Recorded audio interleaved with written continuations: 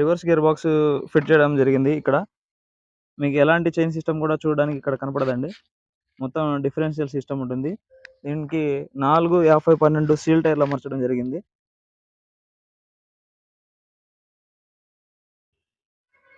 మరియు power break system కూడా ఉందండి. దీనికి 3 పక్కల ఫోల్డింగ్ టైప్ డోర్లు ఫిట్ చేశాం సార్.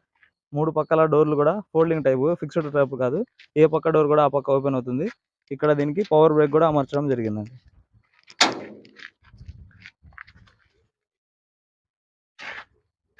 ఇక్కడ దీనికి పవర్ బ్రేక్ కూడా అమర్చడం జరిగింది సార్.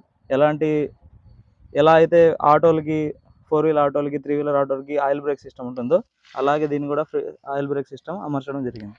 ఒకసారి డోర్ ఓపెన్